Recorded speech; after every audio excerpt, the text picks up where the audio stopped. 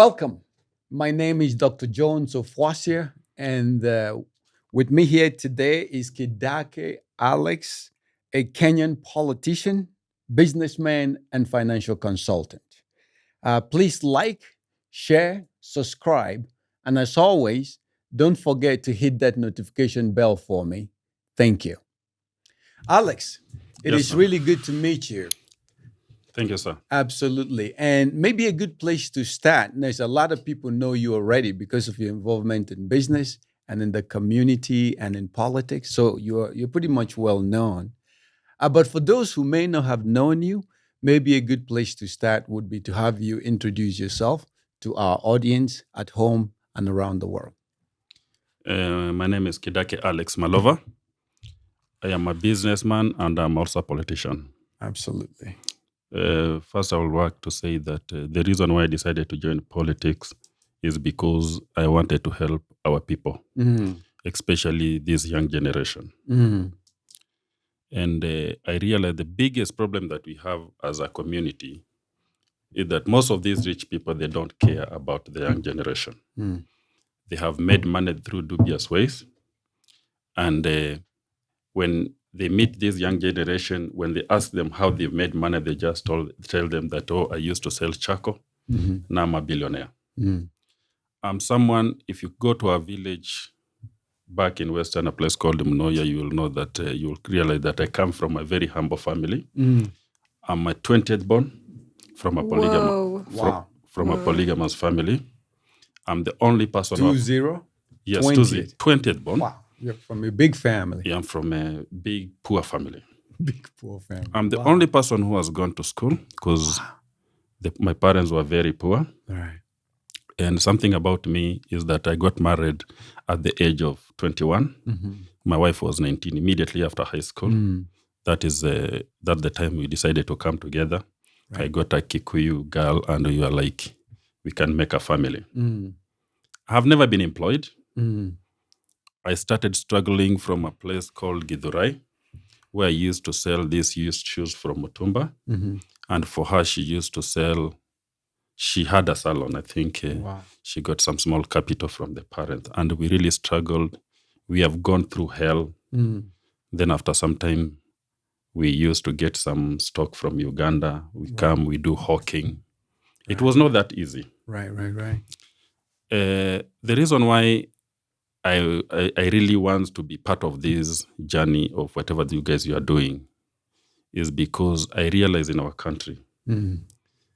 there are so many youth Mm-hmm. who are jobless. Right.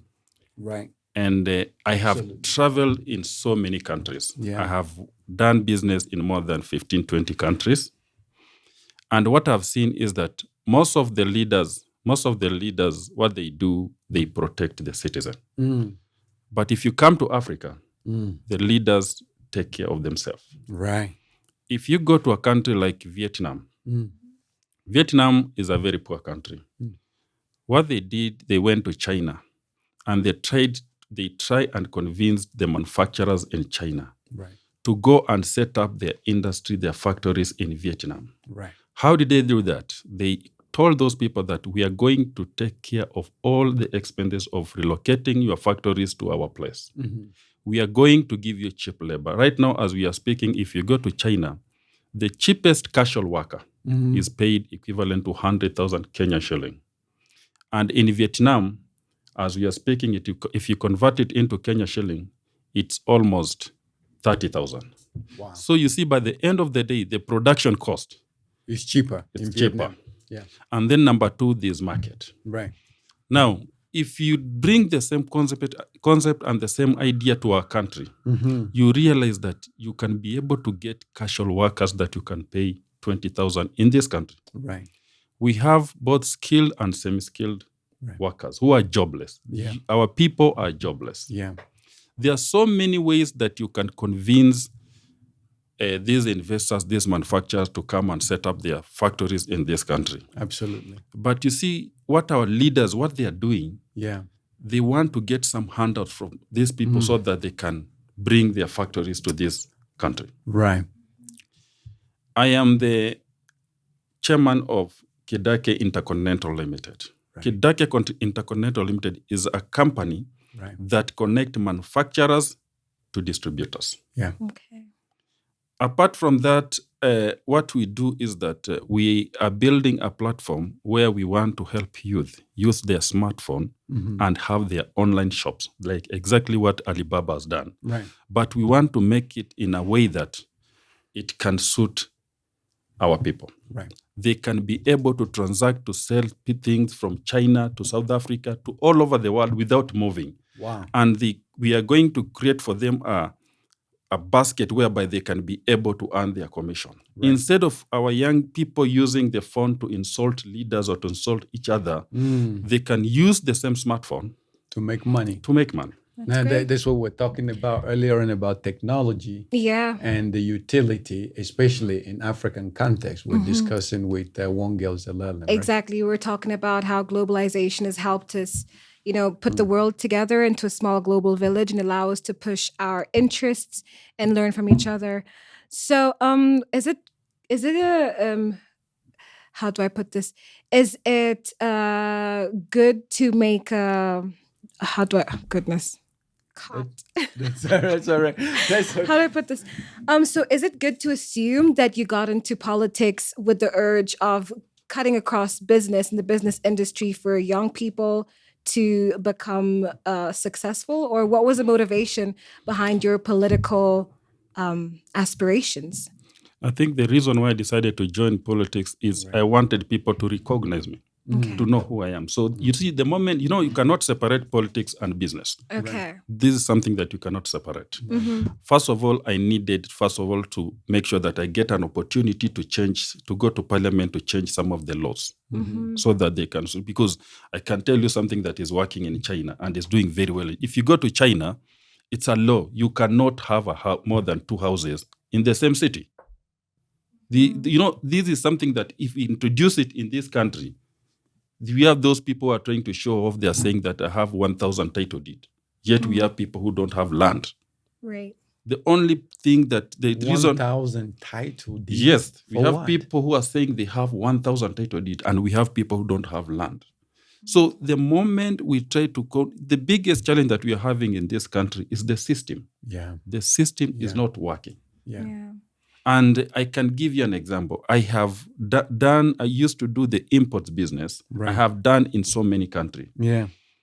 I want to ask you a simple question. If you go to Uganda, you find that Ugandans and Kenyans are getting clothes from China. These goods go through the port of Mombasa. For both countries. For both countries. They go through the port of Mombasa. Okay. For people of Uganda, they have to pay for transport from Mombasa to Uganda. For people of Kenya, it's within their country. They just pay something small, maybe to Mombasa, to Nairobi, to where. You get my point? Right. Absolutely. But you realize, by the end of the day, the prices in Uganda is cheaper than the prices in Kenya. Which violates reason, because it's farther from here to Uganda than it is from Mombasa to maybe Nairobi. But the currency also has a huge part to play. The Kenyan currency is much higher value compared to Uganda. Yeah. So. But I think here the issue is not even about the currency. It's about the system. The system. Because you see, according to the Kenyan system, right, the goods come at the port of Mombasa. It goes to what we call the CFS. CFS are yard owned by individuals, these rich people. When the goods goes to this yard called the CFS, you are supposed to clear your goods from the CFS. Now, these people at the CFS, they work with the officers at KRA to try to delay the goods when it comes to clearing, so that they can make money on storage and share. Something that is not happening in Uganda. I see. So you see, by the end of the day, as a businessman, when I want to calculate my profit, I will factor in all these expenses that have occurred. So by the end of the day, I'll take everything and goes to the end user. Right. That's why you see the product comes very expensive. I see. But now what the government doesn't understand, by the end of the day, Kenyans will go to Uganda, buy clothes from Uganda, and bring them here. So which government is benefiting more? It's The Uganda. Ugandan, absolutely. Right. The Those Ugandan. are some of the things that we have to handle. Right, right. The other thing that I also want to tell the youth, if you look at most of these youths, there's nobody who mentored me Right. when it comes to business. And how did you get mentored? How did you, You know, go sometimes from your background? sometimes the frustration of life. You see, let me tell you something about people from our community. Right, Immediately after high school or immediately after school, right. when you move to the city, your parents expect support from you. Even They straight expect, from high school? yes, as long as you have gone to the city, they don't care what you're doing. Really? And they expect a lot from you. When you go back home, you have to come as if you have to make sure that you have bread, you have sugar, you have what? You have to support your family. Yeah. And I come from a family that had struggled a lot. And I think I decided that I want to change Enough is enough. everything in our family. Absolutely. As we are speaking, I think if you go to Western region, Yeah. my house is the best. There's no even politician who has a house like mine. I'm not bragging. Is to me is like a testimony. I've built a house there. I've bought a land. I've built a house with 14 bedrooms. I think my house in the village is better than my house in the city, and everybody knows it. So who lives there in the village? No. You see, when I took my children and my family to Dubai, I was in Nairobi alone. Okay. And every time they visited the city, they didn't like the city. They wanted to stay in the village. I see. Right. So I decided to do a good house in the village. And one thing that I want to tell you is that I've tried so many business. Right. If I tell you the truth, I have more than 20 companies registered in my name. Wow. And among the 20 company, around 15 company failed. I did not make money. I make losses out of those companies. I've tried security business. I've tried a textile industry, had Kidake wear. I've been in property business. I've been in marketing. I've tried importation. I've tried so many business in this thing. And what I just want to encourage them is that sometimes things might not go as you had planned. Right. But don't give up. It's true. And don't rely so much on the government. What you need to do, you have to fight. Right. Because I registered so many companies. Right. I did so many things, even in my shops. Right. And one thing that I realize, most of these people, if you ask them, they tell you, I don't have capital. Right. I want to tell you something. Right. Not Well, let me cut in there for just a minute, because you've said a lot of very good things, and I keep thinking I'm going to ask you a question about that, and you have such a lot of things to say that are really almost like gold, and I don't want to lose any of them. But one of the points you made about the way things work here, you said that the system is broken, is defective, right? And I'm thinking, okay, I want to ask you the question about how do you propose to fix the system? Because it's self-evident, the system is broken. Everywhere you go, everybody's like grabbing corrupt, want money for their own pocket. They subvert their public office or their public appointment in service to themselves rather than in service to the people. And so the system is broken, right? How do we fix the system to work for everybody? What do you think? One thing that I want to tell you is that let's talk about, you see, one thing about our country, Right. we import more than what we export. And that's The not problem of Africa, right? Yeah. and that's not good for our country. It's not good for any country. But you cannot run away from it. Kenya is a very beautiful country as compared to some of the countries in Africa. If you compare, most of my friends in Tanzania, they say, instead of me going to United States, I can just go to Nairobi and I'll see very beautiful building. And the one thing that you people should also know, we have a beautiful country, but our people don't have money. Yeah. Kenya doesn't have money. There's no money in the pocket.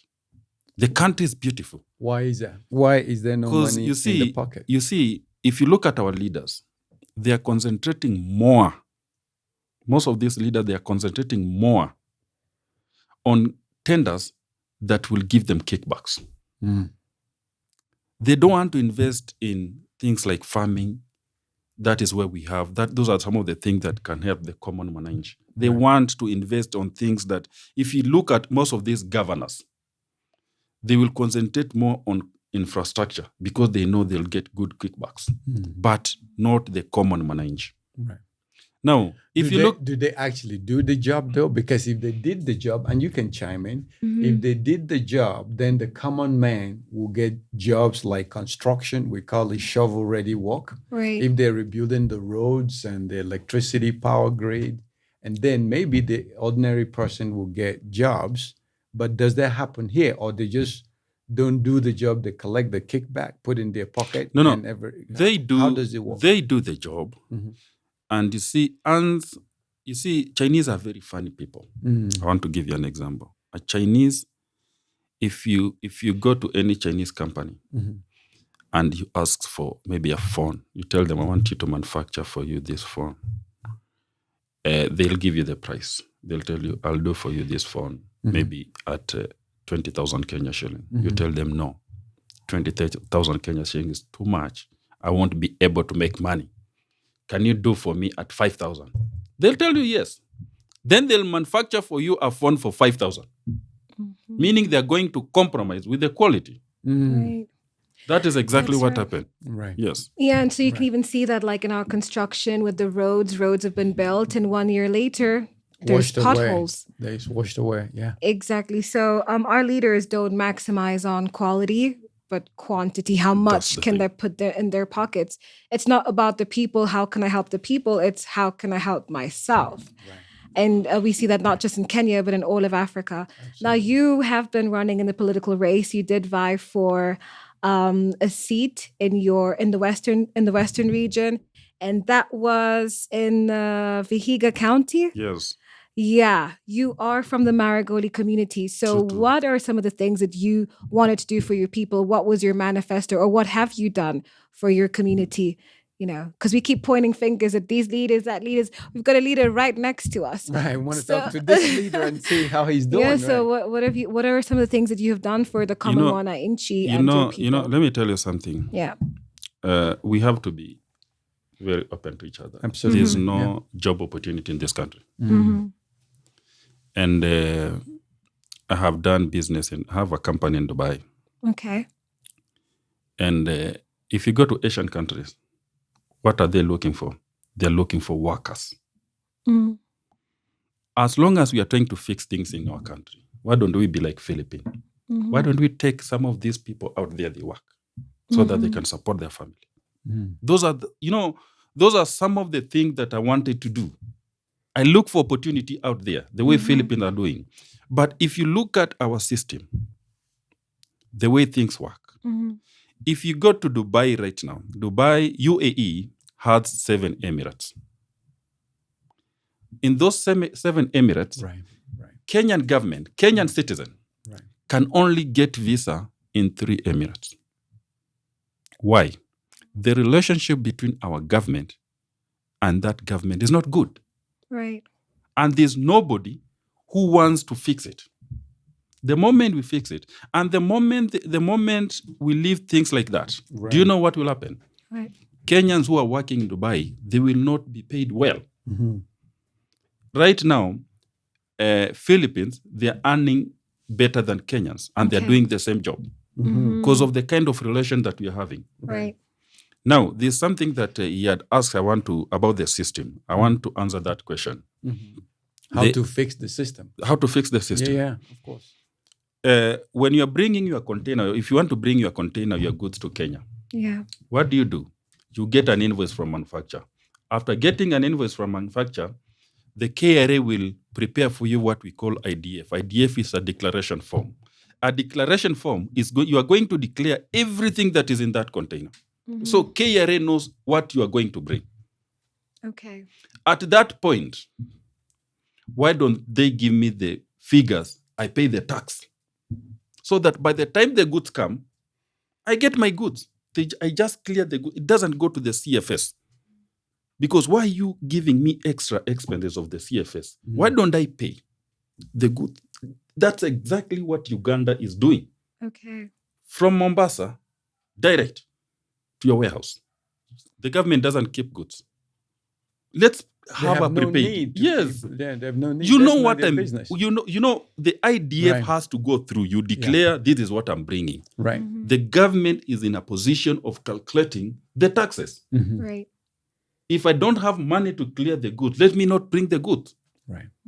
If I'm paying for the goods, then I have the money to pay for the taxes. Let me pay for the tax before the goods arrive, so that by the time the goods is there, I just clear and take my goods. Right.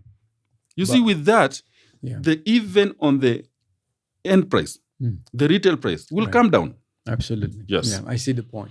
So that's one solution. Yes. Yeah. You know, can you think of other solutions? Because this is maybe a complication with the importing and impedes the whole. Yeah. I mean, You if you know, buy system. Kenya, I you think build I Kenya. think the other best solution. If you buy Kenya, You build Kenya. I mean, like we do have lots of capabilities. You Yeah. mentioned farming, horticulture, Right. and all sorts of things. I mean, if we support our own, then everything goes back to us. But what we do as Kenyans is that we take the